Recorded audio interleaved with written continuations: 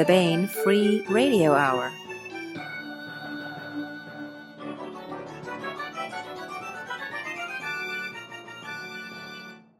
Hello and welcome to the Baen Free Radio Hour. Today we get part 2 of Jeremy Comeaux sitting down with editor Jamie Ibson and authors Nick Steverson, Melissa Olthoff, and Kacey Ezell to discuss their anthology, Plausibly Deniable. After that, we'll have more One Jump Ahead by Mark L. Van Name, part 54. Difference between somebody who wants to read a Tom Clancy-esque techno thriller set, 10 years from now versus the 40K nerds who read about like 40,000 years from now with space cathedrals going through fighting against bioweapons, right? Like it's just calling something sci-fi or fantasy is irrelevant when we're actually describing stories. We can be more specific. I don't think it's irrelevant. Yes, and I do not think it's irrelevant. I would say it's a starting point. Yeah, I agree.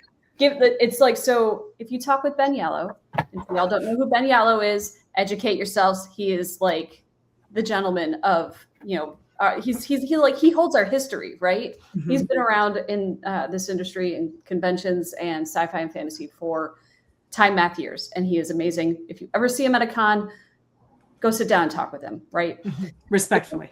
Don't kidnap the man. No, consensually. Don't come in hot. Talking consensually, okay? Keywords here. But if you talk with Ben, like you go back far enough, and it wasn't like distinctive genres and subgenres and subgenres. It was genre fiction, sci-fi, fantasy. Mm-hmm. That's where we started. And like Kacey said, like things have changed partly due to Amazon, partly due to marketing, as far as like, okay, readers now have so many more options than we did when we were kids that it's like, okay, let's see, for the cookie I want to eat today, I would like it to have chocolate chips, pecans, some coconut, and maybe some sea salt, right? So you have this trope. And then you've still got 16 different cookies to pick from. Right? Yeah. It does break it down into different subgenres. And when you are marketing your books or marketing awesome freaking anthologies, it is helpful to know where your story falls into those subgenres, because then you can serve it up to the people that are like feral and voracious for that type of story, that kind of cookie, that slice of cake, figure it out and use sci-fi and use fantasy as your starting points. Yeah. I would also say that if you're defining genre as something that has tropes or expectations that need to be fulfilled in order to qualify for it, even the umbrella terms of science fiction or fantasy still exist, because in order for it to truly be a science fiction fantasy, something about the futuristic technology has to be integral to the plot. Otherwise, it's just a skin. And so that's, we often talk about, okay, well, what is the difference between fantasy, romance, and romantasy? Or what is, what makes something fantasy versus romantasy? Yep. And I have my definition that I'm spreading around, but I just made this shit up in conjunction with Melissa. So, but if you choose to adopt it, it goes like this. A romantasy is a romance novel. So it has to have the hallmarks of a romance novel in that the central conflict of the central story question is, are these people going to get together in a romantic relationship and have a happily ever after or a happily for now or not, right? That's the central story question. If that's the central story question and it is set in a fantasy world and the fantasy elements are important to that plot, to answering that question, then yes, it is a romantasy. If the central story question is anything else, like, I don't know, are these people going to survive? Right? Are they going to stop the big bad? Maybe they're going to fall in love and have a lot of sex while they're doing it. Great, good for them, via con Dios. But if the central story question is not, are they going to get together? Then it is not a romantasy. It is a fantasy adventure with a romance subplot. And I would also add that with romantasy, another defining characteristic of that is that epic stakes. It's not just the story question of will they, won't they. When you have a background of a fantasy world, you need some epic freaking stakes to drive that story too. That is my addition to, because I mean, think about like a lot of the big ones with, ACOTAR, with Throne of Glass, with Fourth Wing, all these big romantasy type series. It's life and death. But you can also have cozy romantasy. Yeah, you can have cozy romance. Yeah, which has lower stakes by right. definition. So again, we've got these little which sub proves Jamie's point. Yeah, exactly. Right? When I become the supreme overlord, all these subgenres are going away, and we're just going back to sci-fi, fantasy, and romance. Okay. So good luck on that. It's so complicated.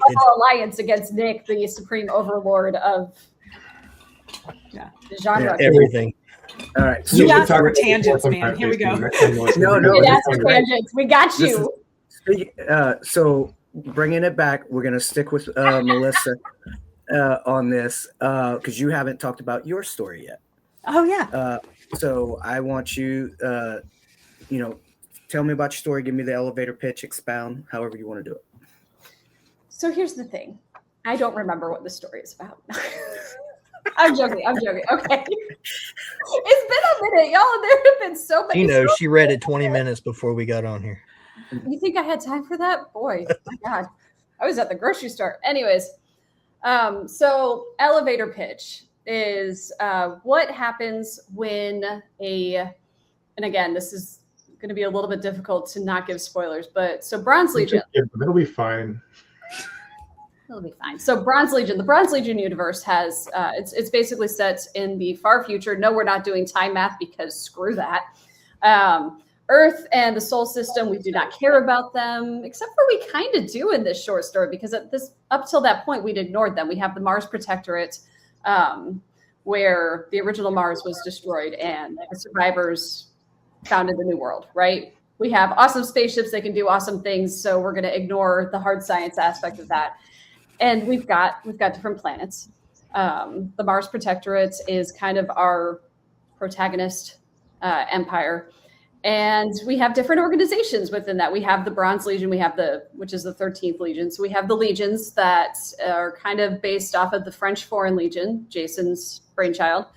And we have other things, the Survey Corps, which was mine, mostly because I read an Anne McCaffrey short story or novella back in the day. And it was about how the survey team had surveyed Pern, or what was going to be Pern. And I was so fascinated by that concept of like, this is really freaking cool. Like they go to different planets and they survey it. I'm like, I want to create a survey corps because that's what my main character in To Tread Obsidian Shores, Blue, she desperately wants to join that. She wants to be an explorer. So when I created it, I had 3 main branches. We've got exploration, we've got basically like the admin and, the expediter, which is more of a political branch. And I'm like, Jason, what if there's a 4th branch that nobody knows about?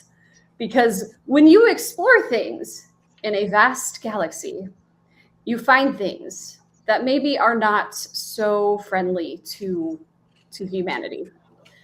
And maybe you need to keep that a secret for reasons. Totally plot related reasons, not because me and Jason are mean reasons. So you have this secretive 4th branch, and that is what Sylvie Gallagher, my main character, is a part of. And then Jason was like, yes, and. As one does. As one does, right? Jason's like, okay, I see that, and I raise you a Mars Primus, which is our capital planet, a government organization, which is essentially like the CIA, right? So now we have another spy. And then all the way back to the beginning of this with, we don't care about Earth until we do. So now we have a 3rd player in the game. And all of these spies are after the same thing. The planet that our main character Tabby came from was ruled by a class of humans called tyrants. They are very, very not nice people, but they're also incredibly smart genetic scientists. And they did some very, very interesting things with the human genome. Interesting things that other concerned parties really, really want to get their hands on. And there's the story. How do you get your hands on the very interesting things they've done when they have so many safeguards in place to make sure that does not happen? So the whole story is set on Mirkama. I don't know. Jason made up the name. I never know how to say it, but it's set on poor Tabby's original homeworld. And it's not it's not a nice place. Terraforming did not go well there. So it's all underground. It is controlled and gloomy and kind of little, dystopian-ish. And yeah, we had fun with backup plans, because when you're a spy, always have a backup plan. There you go. Yeah, and I got to read and interview them for Bronze Legion, and like Melissa says, she always tries to put romance in her novels. Although it wasn't the most romantic book you've ever bought, because I was a little frustrated at the end. if I say so was blue. So was blue. Yeah. Sometimes it'd be like that. Just gonna let that hang out there. Sometimes your innocent, sweet, Legionnaire character accidentally cockblocks, his pilot, and things did not go well for him after that. Blue was frustrated, and everybody in Tavi's squad suffered on the next run. There better be a part 2 to this, because don't worry. I already have that scene written. It's fine, Jeremy. Okay, thank you. Thank you. You're If welcome. you could just email that to me so I could, I got you. I got you. So going back to the Panther and plotter thing, I not a writer, but I'm a very visual person. Do you guys like? I can imagine somebody doing like a crime web display on their wall, and they've got different strings going for that. Especially when you have all these characters kind of converging onto a single plot and everything like that. I would need that, because even just reading it, I would get confused. Do y'all often use visual cues and things when you're doing outlines and things like that? Nope, it's all in my head. Yeah. Sometimes I do. Sometimes I do with like, not so much with like the short story in this one, but sometimes when I have to deal with like timelines, I will draw out the timeline. Just because it's like I don't want some rivet counter to go back and be like, well, you said here that he was an arena fighter for 8 years, and then he worked for the mercenary company for 4 years, but that equals 12 years, but he was gone for 20 years. So where's the other, you know what I mean? So I find visual cues useful for representing time. And that makes sense. And maps, like distances, right? I'll do a lot of I do a lot of superimposing onto Google Maps and being like, okay, well, I want these places to be really? I want these places to be about as far apart as Boston to Chicago. So how long would it take a horse?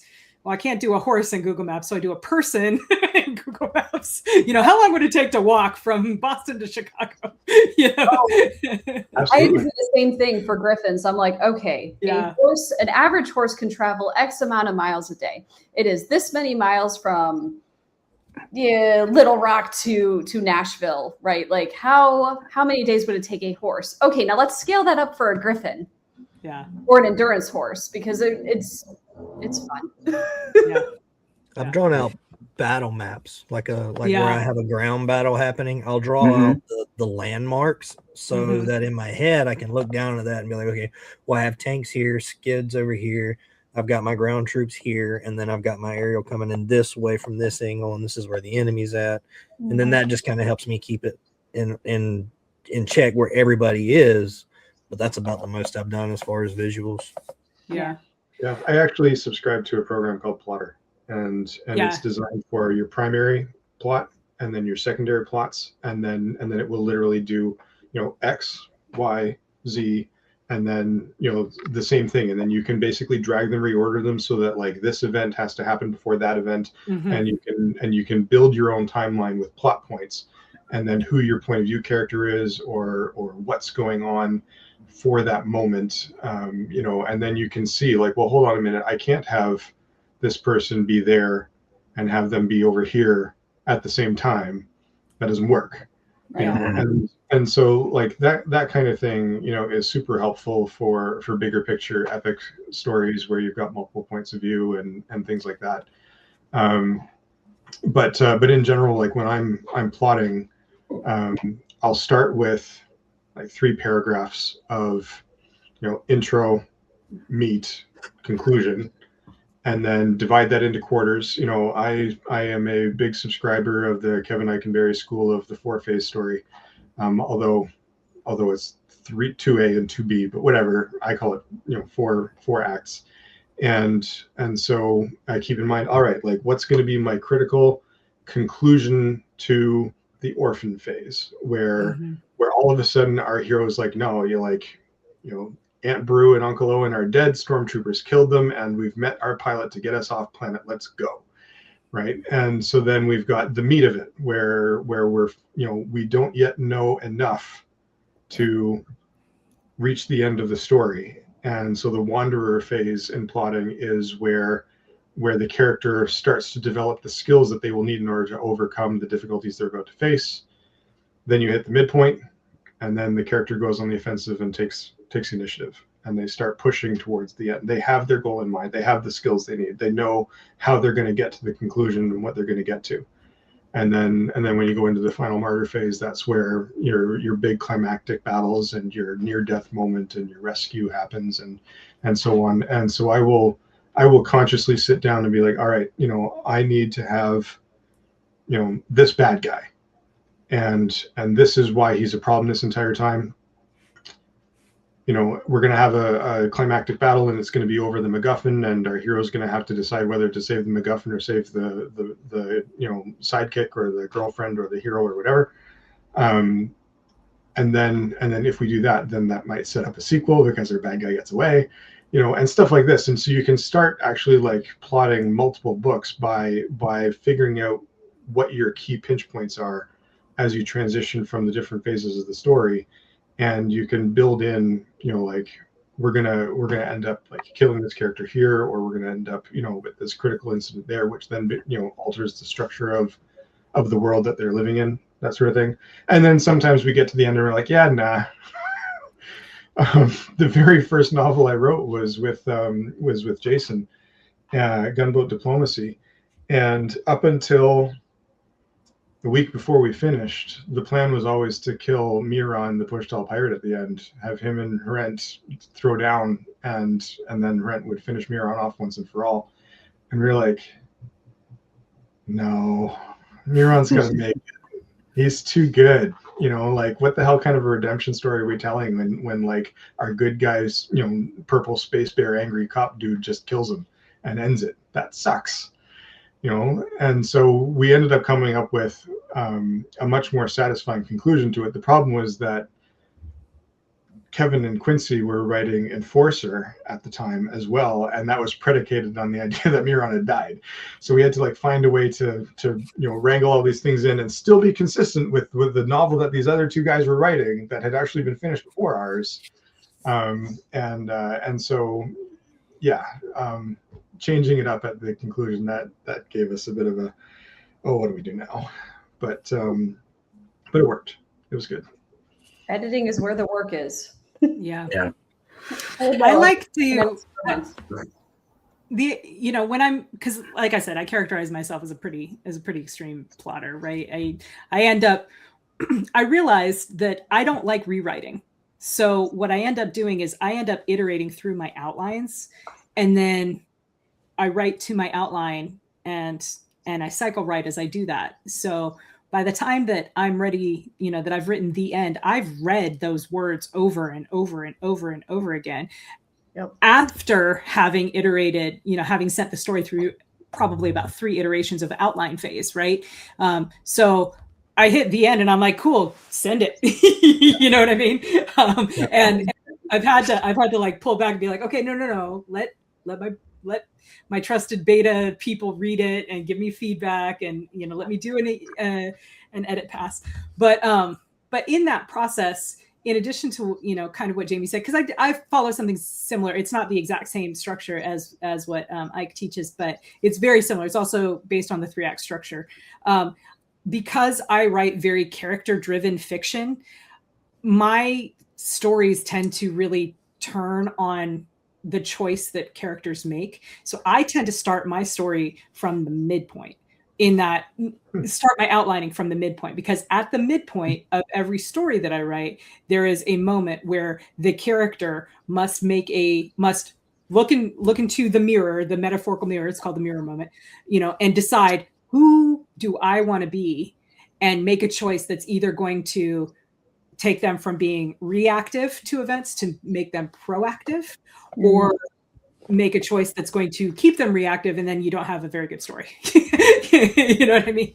So, but yeah, but I do that same thing too, right? Like I start from there, and then I'll go and I'll look at, okay, at the end of Act 1, the character must make some kind of choice that's going to put them on this path to making, that big choice in the middle. What is that choice going to be? Mm-hmm. And so I kind of structure it along the same sort of things of, what are the choices the character is making along the way that's going to drive them down this road. So I would like to take the opportunity to illustrate how big of an impact Kevin Eikenberry has had on all of us. Because while I say that I am some chaotic mix of plotter and pantser, what I do with plotting and what I learned about plotting, I learned from Ike. I do his 7-point story structure every freaking time when I am starting my outline. I will come up with those 7 key events. And then I've got a separate document where I have my chaos notes. And then when I am ready to actually create my outline, I will jam the two together into some semi-coherent fashion. But everything I learned about plotting, I learned from Ike. And he is an incredible, incredible author and an amazing teacher, which that combination is super rare. And he's so kind and so generous as far as giving his time to mentor and teach. There's a reason that more than one of us call him our big brother. He's incredibly talented. I have sat in on his class. I learned most of what I learned before I sat in on Ike's class. I learned most of what I use from Sarah Cannon, which again, very similar, kind of just, coming at it from a different angle. And she learned it from a bunch of different sources, but the book that I purchased, to kind of keep as a reference for myself that sort of encapsulates what I use it's called Superstructure by James Scott Bell. And that's the one that really sort of unlocked the mystery of, okay, what the hell is this mirror moment thing? What the hell is this point of no return for me? But yeah, co-sign everything that Melissa said about Ike's classes, which I think he teaches mostly at the Superstars Writings Conference. Yeah, he was doing it last week or the week before. Yeah. So, so if you're an aspiring writer and you want to learn how to check that out. Yep. I think we should also point out that a lot of what Kevin teaches, he learned from Eric Flint. Yeah. Yep. That is an excellent point. You're learning, I'm learning currently from a fantastic time, passing down of knowledge lineage as far as, right. Yeah. And, what I'm learning from Mike is invaluable. I'm probably never going to be a plotter. My brain just doesn't work that way. I thrive in the moment kind of thing. Yeah. Chaos. But I understand it a lot more, and I have found it helpful in this book that we're writing together. And when you're co-writing with somebody, I think plotting is going to be very important because you got to stay on the same page. Melissa and I wrote 3 novels and I don't know how many short stories together, and we always had to talk everything through. Yep. Kacey and I wrote together on this short story, and then the 3 of us have done 2 short stories that were both co-written and braided in a different main anthology.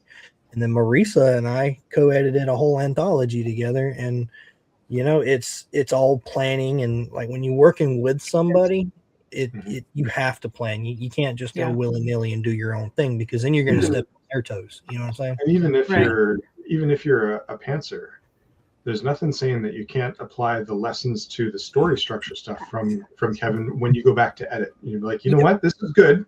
We're 80% the way there. Yes. But we could really stand to make our stakes character more relevant or more emotionally impactful, something like that. Those sorts of things. And that's where it really gets dialed up. There was, I can't remember which novel it was. It was either Pacific Shogun or Murder of Wolves. But but I buzzed Ike and I was like, hey, I'm struggling with this, you know, and this is the nature of my issue. And he listened to me just brain dump for 20 minutes. And he's like, well, you need a stakes character. I'm like, oh, right. And that's all he had to say. Right. All of a sudden, everything clicked. You know, he's super insightful that way. And he was able to fix it in one sentence, something that had boggled me for weeks at that point. Yeah.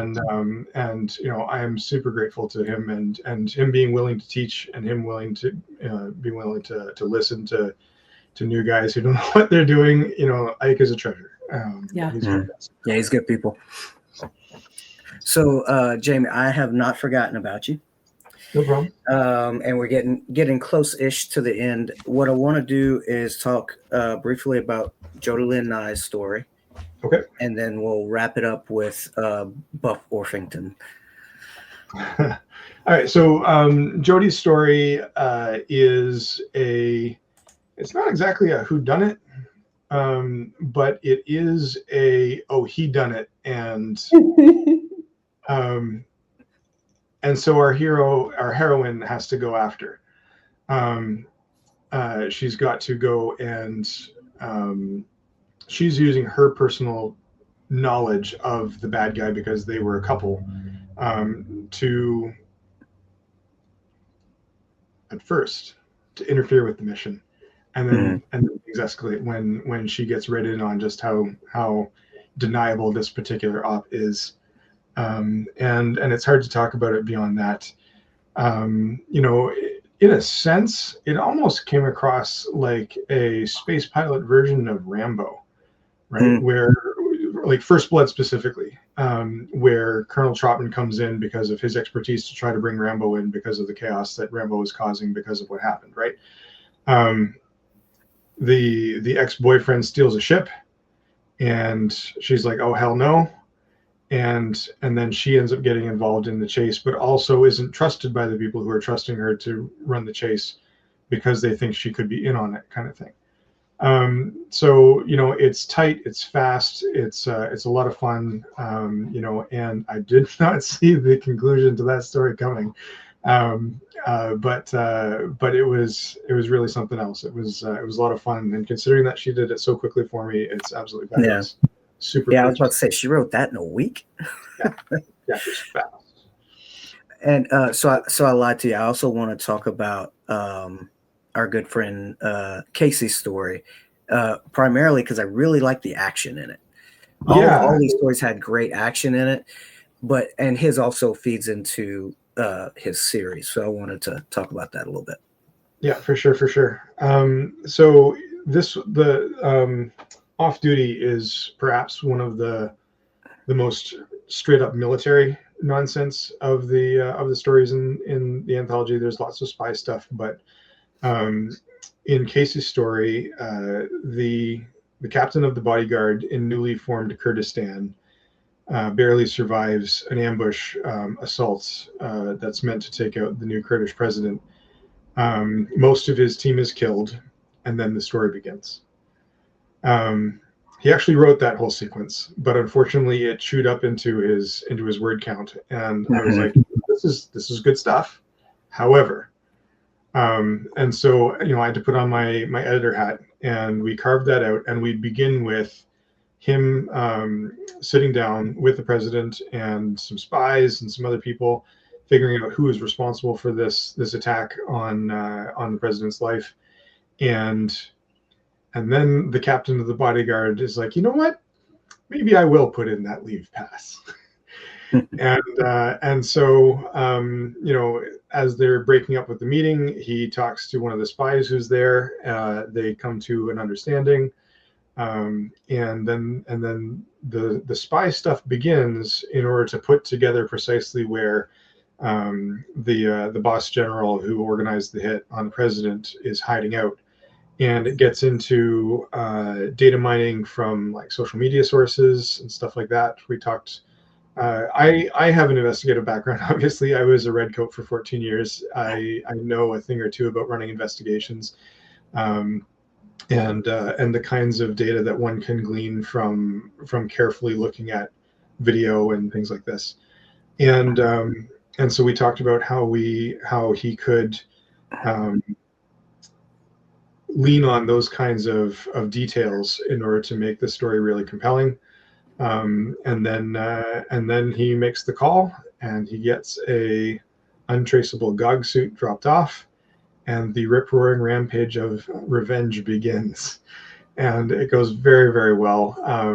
He and I got to talk a lot about weapons and stuff like that. Before I was a redcoat, I was in the Army, and I was in the infantry, and I was in the weapons det. So, rocket launchers and 50 cals and Mag 58s and a lot of the guns that his character cycles through in the course of this assault are ones that I've personally handled, and I was able to, this doesn't work, but this would. And at the end of it, the story was fantastic, and the twist that I really, really like at the end is when the other Turkish soldiers are rolling up the hill towards the villa. They find the remnants of the massacre, and they're like, "Oh my God! Like somebody's killed the general we're here to arrest." Oh my God! Imagine if all of this stuff had still been intact. We would have been in so much trouble. And it makes, like, it really hits the whole story and how it affects the bigger picture, and feeds into the Blood and Armor series in general.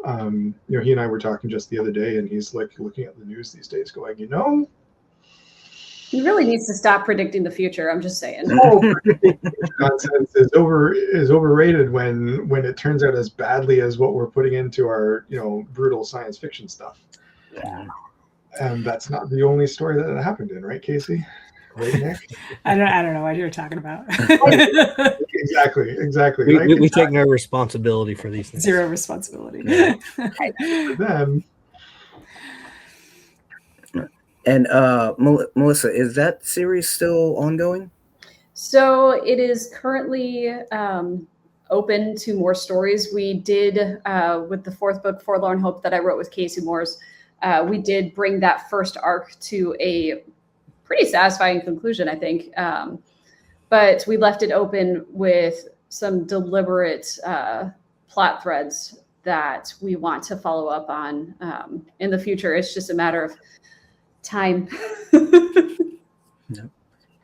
All right. And Kacey, just to plug Kacey real quick, the reason that Kacey Moores is so busy is because he is working on a John Ringo project with his take on superheroes. And I think they're working on the third. That's awesome. Yeah. All right. Last but not least, who is Buff Orpington? We don't know. That's a really good question. So the short story Buff Orpington Crosses the Finish Line is a memoir-style nonsense tale by Buff, where he and his team of Mission Impossible-esque spooks have to carry out a heist at one of those like stereotypical bad guy auctions where bad guys show up with lots of money to buy things that they will do bad things with. It's actually like lampshaded in Buff Orpington versus the League of Conspicuous Evil, where he talks about that time with the Finnish twins north of Koipo in Finland, and that's all you get. And so this is the story of what happened on that op. The Buff Orpington nonsense is going to be a multiversal, multi-genre trilogy hopping series. The plan is going to be 5 trilogies, I think. And each trilogy will be its own self-contained thing, except that the characters at the end of this trilogy will then pick up in the next trilogy when they have jumped universes and jumped genres. So the opening to the first novel is spy techno thriller where Buff and his team parachute onto a mountain in order to infiltrate the League of Conspicuous Evil's evil mountain lair of evilness and get ambushed. And one thing leads to another, and they find themselves 1,000 years in the post-apocalyptic future. As one does. There's robots, there's techno barbarians, there's a cute redhead, and things go from there. At the end of that, we're going to jump into like a military sci-fi genre, where instead of being a post-apocalyptic future, it'll be like, well, what if we didn't go to hell and instead we got very 1984, but with laser guns?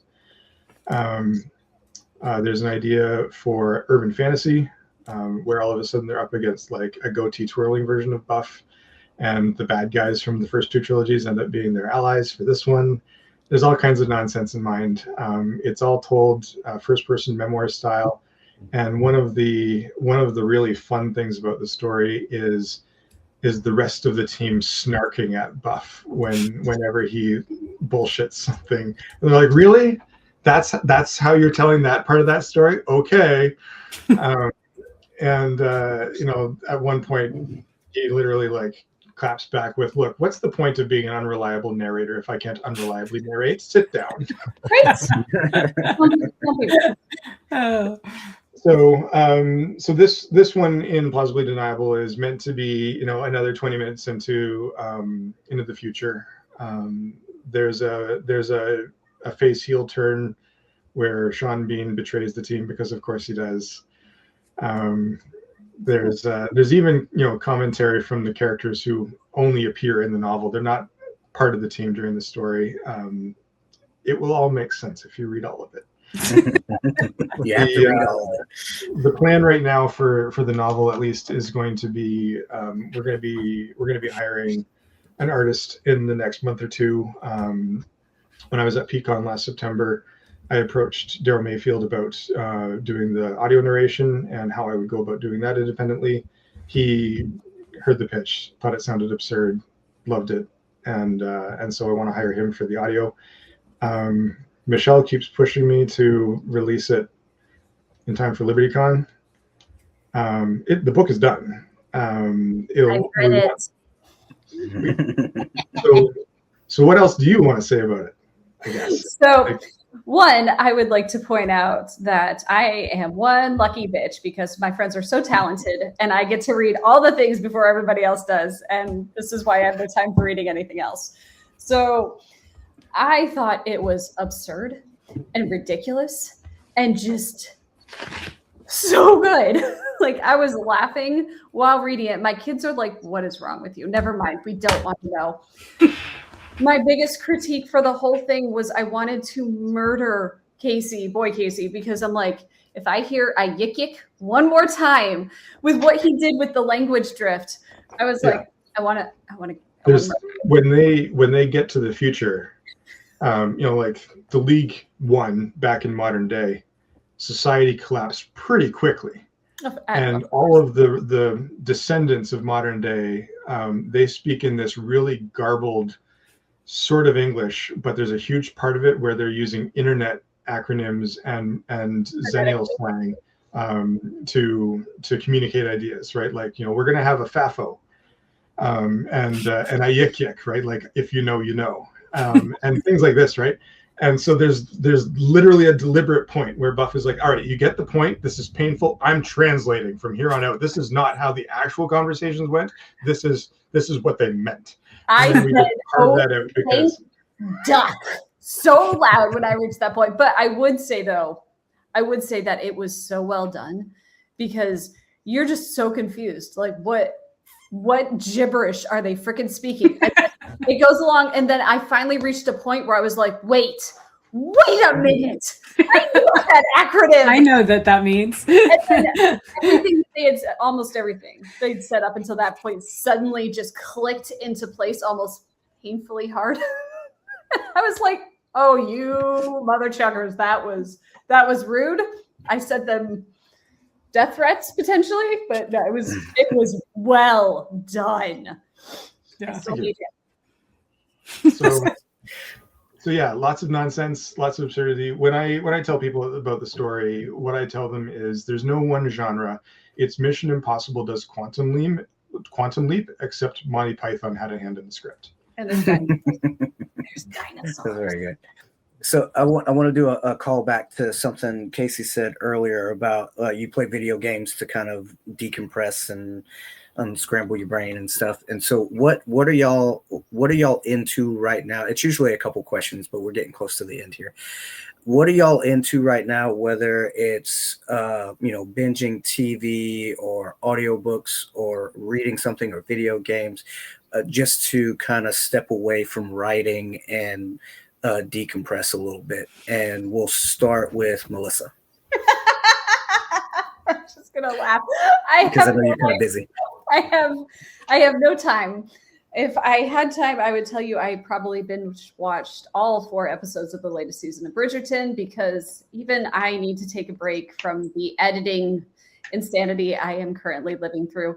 But a lot of times what I'll do is I'll go for walks, or at the moment, my daughter is 100% kicking my ass in Uno constantly. So whenever my kids want to do something, it's like, okay, that's break time. I'm going to go recharge with my kids. And also, we're frantically preparing our house for a puppy. So, what have you read anything lately? Yeah. Besides your friends' stories? Yes. It was actually really funny. I have been slow rolling my way through Throne of Glass, because you can only read something first, for the first time. And it's so well done that I'm taking my time with it. And I finally forced myself to read Assassin's Blade. And I had to force myself, because I knew the bad things that were going to happen in it, because it's a set in the past to the main storyline. And I finally made myself read through that. And I was flipping through Instagram, just turning my brain off for a minute. And this reel popped up, and it was the exact page of that novel that I was on. And I'm like, well, even the algorithm's calling me out. So. All right. Kacey? Okay. So I'm playing Cyberpunk 2077 again. I am reading a trilogy called The Guild by Tate James. It is dark. It is so good. Dark. Yeah. The trilogy is called The Guild. The first book is called Honey Trap. So kind of fits with Jamie's theme a little bit. But mind the trigger warnings. It is dark reverse harem. So you know what you're getting if you look it up. Just saying. It's very well done. Very well done. And other than that, I have been, I just released a course for creative people about how to work through creative blocks and creative resistance and kind of get back to creating. I said creating a lot, but you know what I mean. Get back to doing your creative work with joy and in a sustainable manner, so that you don't burn yourself out, and without kicking your own ass all the time. So yeah, so I'm excited about that. It'll probably, I think this airs after it's already open, so it'll be going on while this airs. But it's cohort based, so there will be future openings. So if that's a thing that you're into, look me up. It's really good. All right, cool. Nick? Well, with me being out of work right now, I'm actually I'm doing more writing than I usually do. So I'm because I can't do a whole lot else right now. So being on crutches and crap sucks. But no, I'm doing a lot of writing during the day, but I've gotten to the point where I cut myself off at 8:30 and hang out with Jolie and the kids, and we've been binge watching TV shows. So I watched both new seasons of the new Dexter. So I watched all those, and then I found Letterkenny. Oh my God! Yeah. You never find? Do you know the story between me and Jamie about Letterkenny? Oh my God! Can I tell the story, Jamie? Go right ahead. So there I was. It was God. What year was this? It must have been. It was the year before you went to Japan.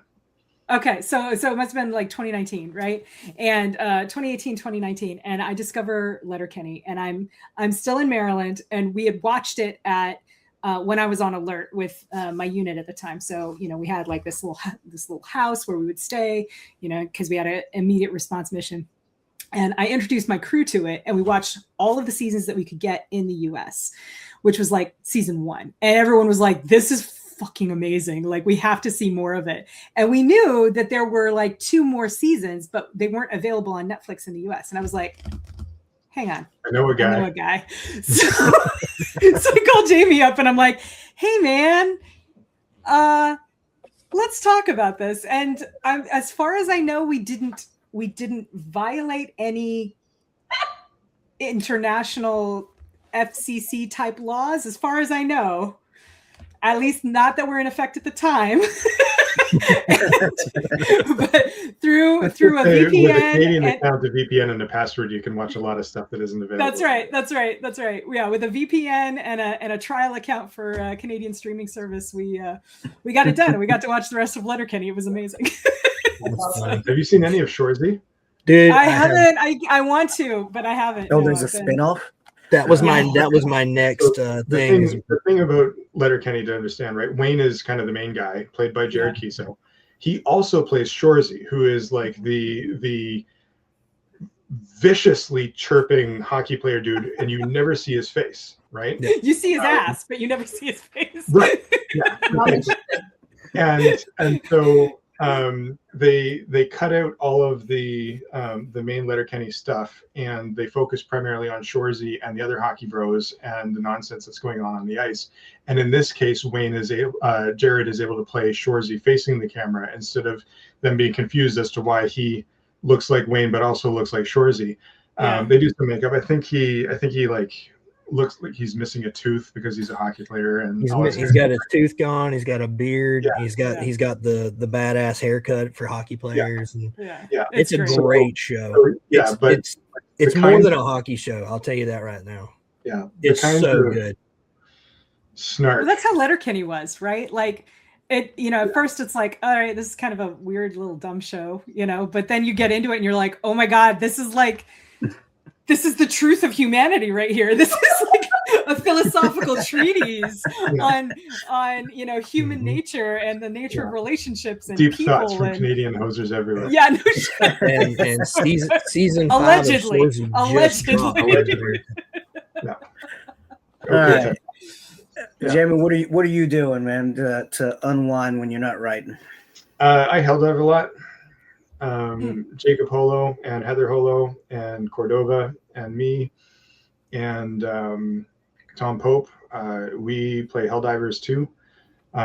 It was LibertyCon before last, where Helldivers was like 4 months old, and Jason got a chance to play it when he stopped off at the Holos on the way to LibertyCon. And was like, this is amazing.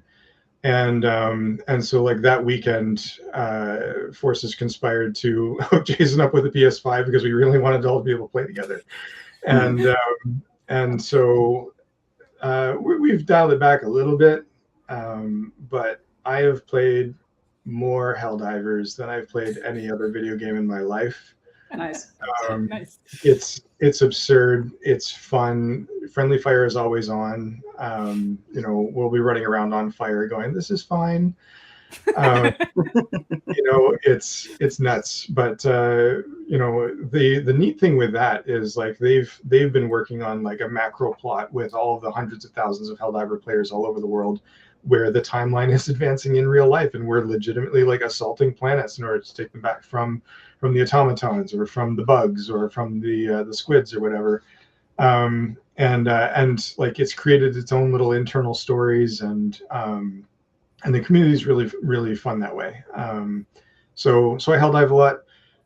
When I solo play something, it's usually Conan Exiles. It's a Conan versus sandbox survival game where like you start off with like pants and shoes that you've made out of like grass, and you have to like pick up rocks to make it into your first pick to be able to make new rocks, and eventually you're like mining star metal in order to make legendary magic swords and going off and fighting demons and stuff.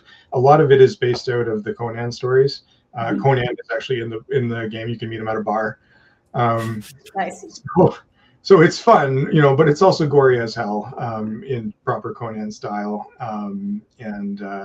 It's meant to be played not massively multiplayer online, but you could be like in a world where you're sharing with 40 other players and there's PvP and stuff.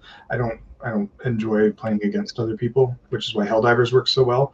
It's a team game. It's designed to work as a team. So I do a bunch of that, and then Yeah, I've been reading. Turns out, like, my favorite genre right now actually is men's adventure harem romance, which surprised the hell out of me.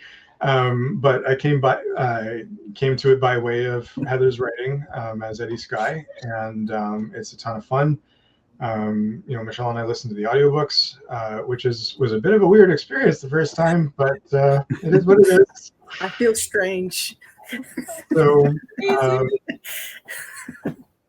yeah. But one of the, that was one of the things when you're talking about, like, this is what romantasy means. I'm like, all right, so men's adventure is never going to qualify as romantasy because it functionally cannot coexist with that kind of will they, won't they, in the drama, whether they will, right? Like that's not men's adventure romance whatsoever.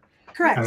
And Heather has a whole thing about this where like the point of men's romance, what men want in men's romance is that the conflict exists outside of the relationship. Mm-hmm. Yep. The point of women's romance is that the conflict is integrally part of the relationship or exists within the relationship. Yeah, it's the drama, right? Right. Where does the drama come from? So, and it turns out men don't really care for the drama. That's so weird. No, weird that men don't want drama in their relationships. And what they do.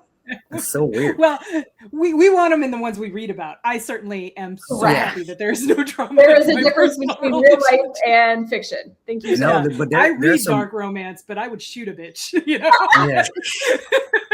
There are some people that really get into the drama in their real life, and I'm like, oh no. Yeah. So I am currently rereading Dresden Files because I'm working my way to the new book. So. I did just read 12 Months, and it was holy crap. Oh, all right, cool. All right, well, it has been a pleasure, and we could probably talk for a couple more hours, but we're not gonna. So if y'all would, since this is probably going to be a two-parter, go ahead and say your name and plug anything you want to plug, starting with Kacey. Okay, I'm Kacey Ezell. This has been really fun. I write emotionally charged adventure, fantasy, and science fiction. I have a story in Plausibly Deniable that I co-wrote with Nick Steverson, and it was super fun. We just talked all about it, so if you missed that, hit rewind and rewind. God, how old am I? No, go to the other video. Yeah, go to the other video. That's right. Check the link in the card or whatever you're supposed to say. My next solo release will be April 7th, which should be very soon by the time you guys are seeing this. And it is Blood on the Sand with this amazingly gorgeous Sam Kennedy cover. This is book 2 in my not romantasy, but fantasy adventure series that has a romantic subplot that started with Mage Light last year. So we get some, this time we go south and we get a little bit of gladiator action in a couple of ways. Not even, or is it? Dirty. Or is it? And where can people find you online and all that good stuff? Yeah, so my website is www.kaceyezell.net or .com. Either one works. I'm also available on just about every social media, X, Instagram, Facebook. If you're interested in my course for creative people working through creative blocks, you can reach out to me through any of my socials, and I can hook you up with information about that.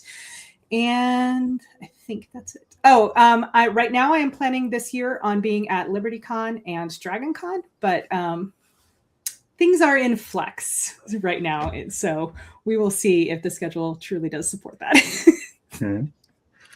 And Melissa. Hey, I'm Melissa Olthoff. I write sci-fi and fantasy, and I always put in romance because I write what I love to read.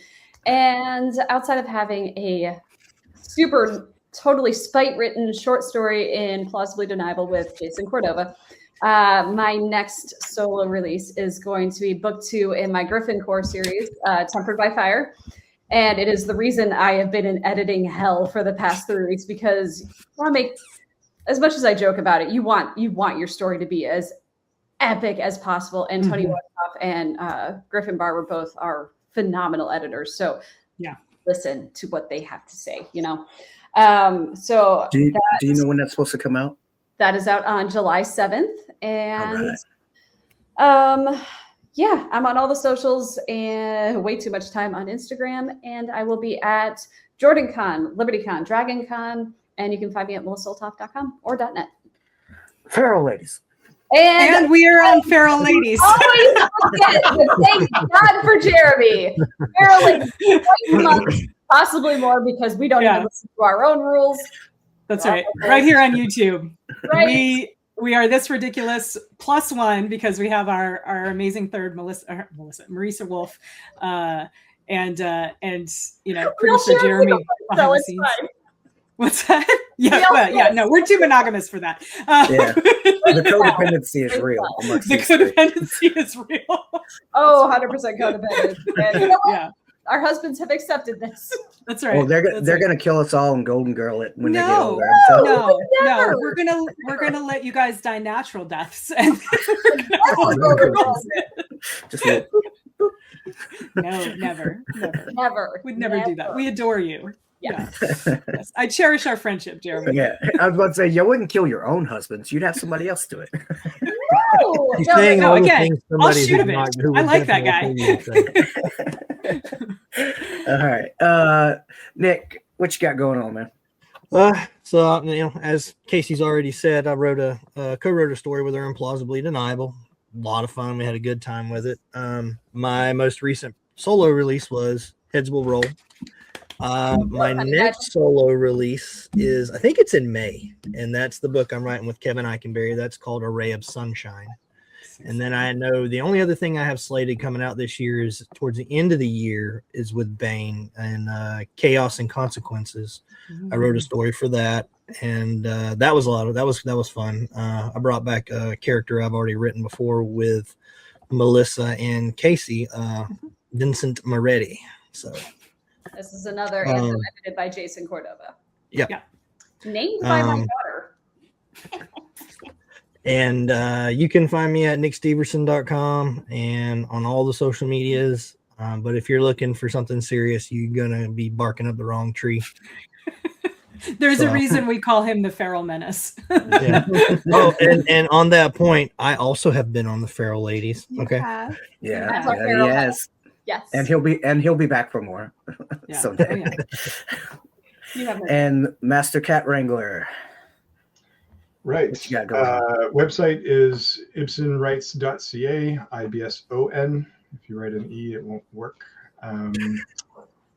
Plausibly Deniable is what's on Slate at Bain right now. And later this year, the plan, the scheme is to have Buff Orpington versus the League of Conspicuous Evil and Buff Orpington versus the Cannibal Chicks of Cancun. Third one, tentatively entitled Buff Orpington and the Cyborg Velociraptors from Mars. Obviously. I love it. As one does. And socials wise, I am on Facebook more than anything else, which is not very much. Buff also has a Facebook page if there's people who are interested in his kind of nonsense. Actually, that was kind of funny. Mad Mike shared that he got his author copies, and in the comments immediately somebody was like, a chicken wrote a story. And yep. And so Buff pops into the comments and is like, yes, I did. Engages with the reader. And so that was good fun. But yeah, I don't use Instagram. My ex Twitter account basically exists just to see whether somebody actually tweeted what is being presented as a tweet. I don't use it for anything other than that. And yeah, we'll be at LibertyCon in June. No other cons planned for the year. It's a long way down from the ice wall. Even Bangor is far from everything, so it is what it is. But we appreciate your sacrifice. You feel like Jon Snow up there on the wall. Yeah, it's the king beyond the wall. You're watching not ended yet, Jamie. Well, good job, you all. Great anthology. I had a lot of fun reading it, and hopefully we get to do this again.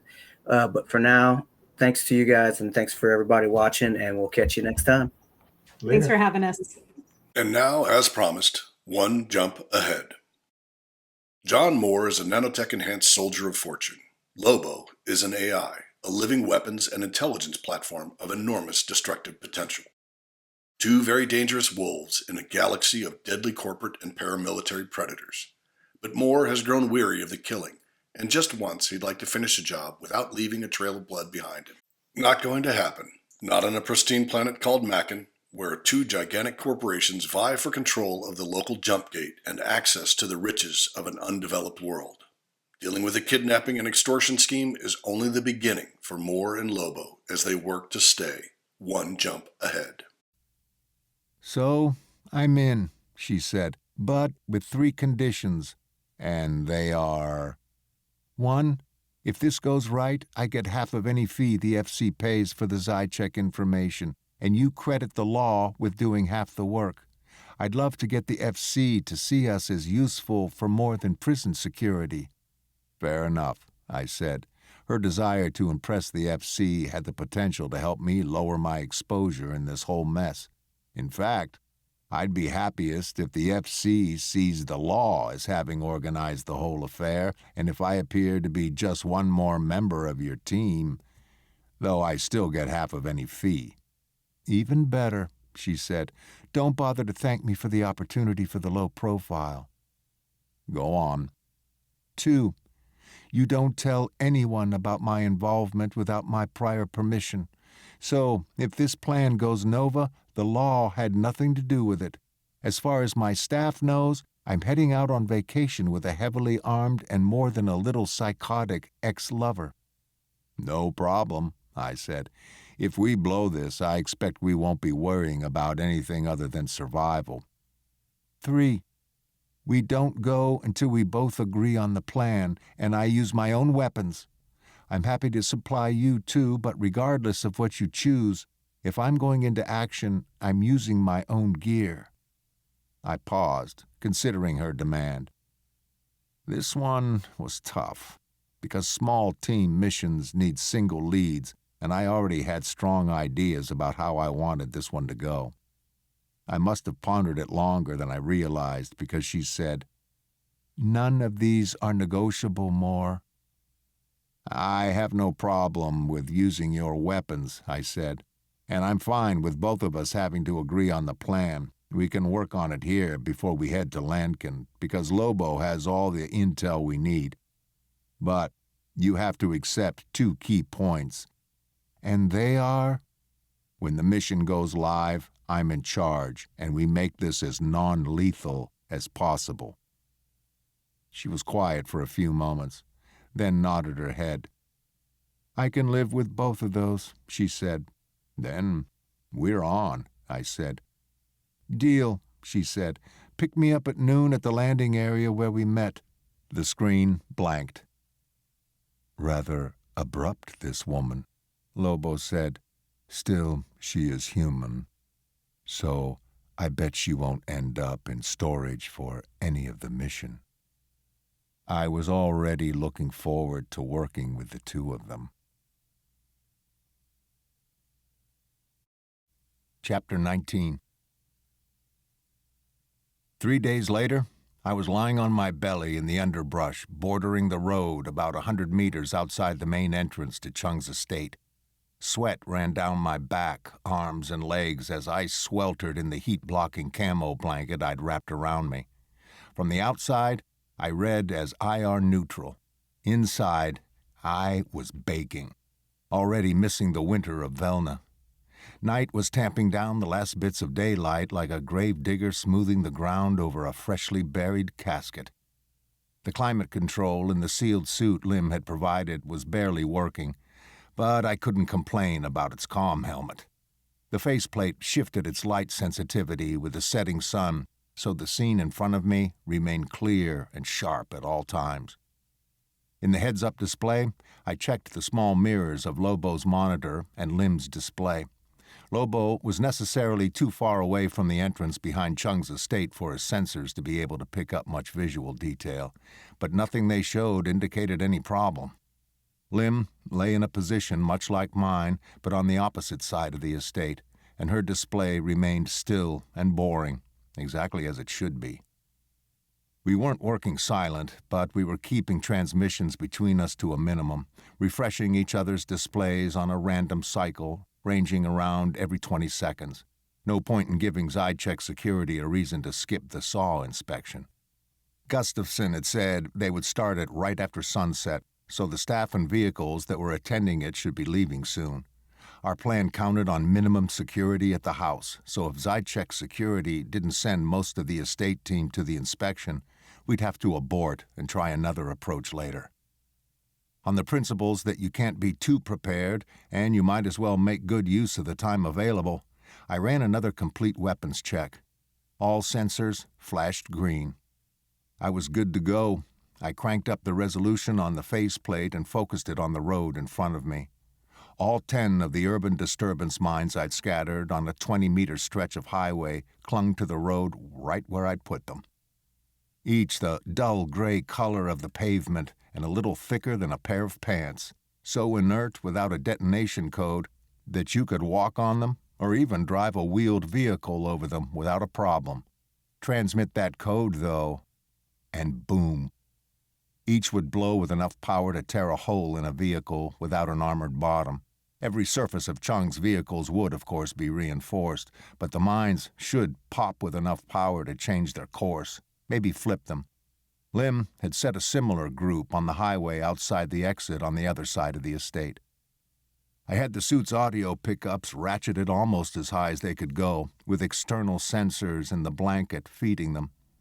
The breezes sang a slow background harmony as the insects and rustling leaves and branches belted out a discordant lead vocal whose direction my mind kept trying unsuccessfully to predict.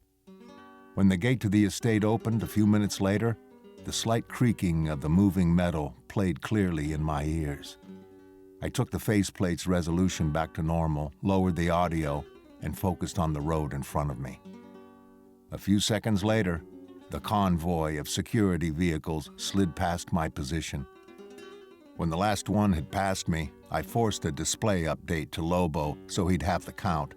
He compared it to his earlier monitoring, and almost immediately the number 2 appeared in my clone of his display. Perfect. They'd kept back the minimum, enough to give Chung 2 exit options. This has been the Bane Free Radio Hour. Thanks for joining us at the heart of science fiction. Join us next week as Sean Hazlitt sits down with anthology editors Kacey Ezell, David Boop, Jamie Ibson, and Jason Cordova to discuss the construction of anthologies from idea to final book. After that, we'll have more One Jump Ahead by Mark L. Van Name, Part 55.